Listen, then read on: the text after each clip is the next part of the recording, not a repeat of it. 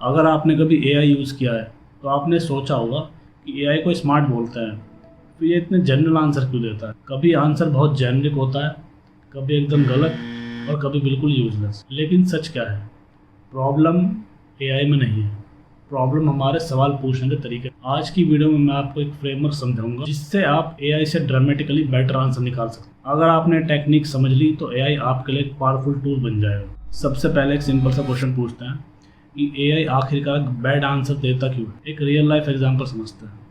Suppose आपने AI से पूछा कि एक्सप्लेन मी क्लाइमेट चेंज, तो एआई आपको एक विकिपीडिया टाइप आंसर दे दे, क्योंकि एआई को नहीं पता आप कौन हो, आपको किस टाइप का आंसर चाहिए, शॉर्ट आंसर चाहिए या डिटेल्ड आंसर चाहिए, कितने वर्ड्स में चाहिए। इसलिए एआई गैस करता है, और जब इंस्ट्रक्शन क्लियर नहीं होगी तो आउटपुट भी क्लियर नहीं होता। एग्जैक्टली वही होता है जो एक ह्यूमन असिस्टेंट के साथ होता है। आपने ह्यूमन असिस्टेंट को बोला रिपोर्ट बना दो तो कंफ्यूज हो जाएगा, लेकिन अगर आप क्लियर कट इंस्ट्रक्शन दें कि आपको स्टूडेंट्स की परफॉर्मेंस की रिपोर्ट बनानी है, और वो भी पिछले 3 मंथ्स के टेस्ट के बेसिस पे, और उसको चार्ट फॉर्म में प्रेजेंट करना है, तो आउटपुट इंस्टेंटली बेटर हो जाएगा। एआई भी सेम प्रिंसिपल पे काम करता है। अब एक और इंटरेस्टिंग चीज़ समझिए, बिगिनर्स एआई को गूगल की तरह यूज़ करते हैं। हम जनरली गूगल में क्या करते हैं, मान लो हमें कोई चीज़ समझनी है, फॉर एग्जांपल फोटोसिंथेसिस समझना है, तो हम गूगल पर टाइप कर देंगे फोटोसिंथेसिस, और फिर गूगल हमें लिंक देता है। लेकिन एआई सर्च इंजन नहीं है, एआई हमारे लिए थिंकिंग असिस्टेंट है, और असिस्टेंट को चाहिए होती है इंस्ट्रक्शंस। अगर इंस्ट्रक्शंस वेग होंगी तो आउटपुट भी वेग होगा। एआई को क्लियर इंस्ट्रक्शन देना एक स्किल है, और इसी स्किल का नाम है प्रॉम्प्ट इंजीनियरिंग। अब मैं आपको सिंपल बट एक पावरफुल फ्रेमवर्क समझाऊंगा। एक बेटर प्रॉम्प्ट के 4 कंपोनेंट होते हैं, और इन 4 कंपोनेंट्स को अगर आपने ठीक से समझ लिया और अप्लाई कर लिया तो आप एआई से बेटर आंसर्स निकाल सकते हो। फर्स्ट पार्ट है रोल डिफाइन, मतलब क्लियर रोल देना है। आप उसको बताओ एआई को कि वो एक किस एक्सपर्ट की तरह बिहेव करे। फॉर एग्जांपल आपको बायोलॉजी का क्वेश्चन पूछना है, तो आप उसको बताओ you are an expert in biology. आपको उससे ईमेल लिखवाना है, तो आप उसको बताइए you are an expert in email writing. इससे एआई को डायरेक्शन मिलता है और रेस्पॉन्स का टोन भी इम्प्रूव हो जाता है।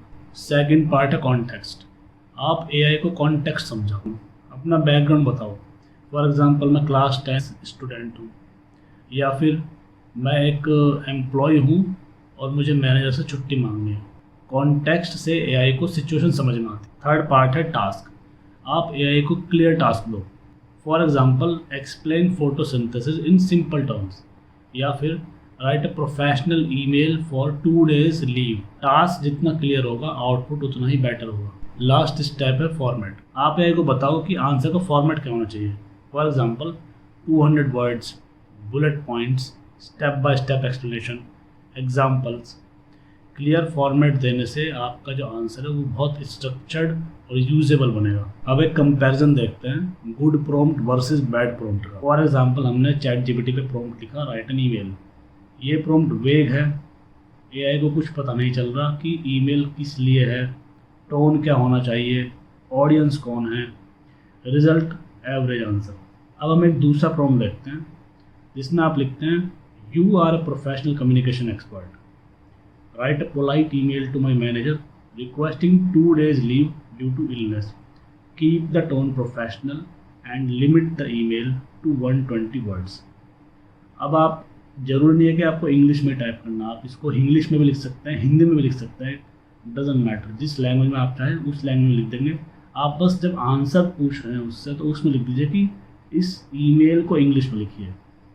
तो यहाँ आप क्लियरली देख पा रहे हैं कि डिफरेंस क्या है। डिफरेंस है कि हमने उसको क्लियरली रोल डिफाइन करा, उसको कॉन्टेक्स्ट दिया, उसको टास्क दिया और फॉर्मेट दिया कि किस फॉर्मेट में ईमेल लिखना है। इसी वजह से जो आउटपुट है वो बेटर निकला इस बार।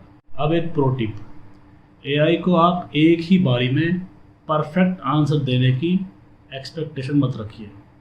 एआई एक कन्वर्जेशन टूल है। फॉर एग्जाम्पल हमने फर्स्ट क्वेश्चन पूछा एक्सप्लेन फोटोसिंथेसिस, अब उसने एक आंसर दिया। अब उस आंसर के बाद आप दोबारा उसको दूसरा प्रॉम्प्ट दीजिए explain this in simple language, उसने फिर आंसर दिया।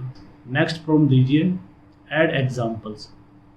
नेक्स्ट आप दे सकते हैं ऐड कंक्लूजन। कहने का ये मतलब है यहाँ पे कि आप जब भी उससे आंसर पूछते हैं तो उसको आप रिपीटेडली जितना और बेहतर कमांड दे पाएंगे वो आप कंटिन्यूस कन्वर्सेशन में रखते हुए उसको कमांड दीजिए। लास्ट में जो आंसर निकल जाएगा that will be much better, and this process is called iterative prompting, और प्रोफेशनल्स एआई को इसी तरीके से यूज़ करते हैं। एक और इम्पोर्टेंट बात, एआई को कभी भी ब्लाइंड ट्रस्ट नहीं करना, क्योंकि एआई कभी कभी आउटडेटेड इन्फॉर्मेशन यूज़ करता है अपने आंसर्स देने के लिए, कभी कभी गलत इन्फॉर्मेशन भी दे देता है, और कभी कभी वो एजम्पशंस बनाकर आंसर देता है।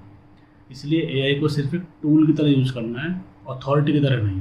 बेस्ट रिजल्ट्स तब मिलते हैं जब ह्यूमन इंटेलिजेंस और एआई साथ में काम करते हैं। तो आज हमने एक बहुत इंपॉर्टेंट कॉन्सेप्ट समझा। अगर एआई आपको बैड आंसर्स दे रहा है तो अक्सर प्रॉब्लम एआई में नहीं होती, प्रॉब्लम होती है हमारी प्रॉम्प्ट में।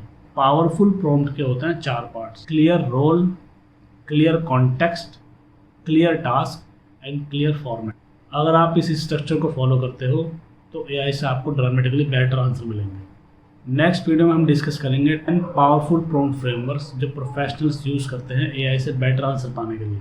ये वीडियो आपकी एआई स्किल्स को नेक्स्ट लेवल पर ले जाएगी। अगर आप एआई को प्रॉपर्ली यूज़ करना सीखना चाहते हो तो चैनल को सब्सक्राइब करो।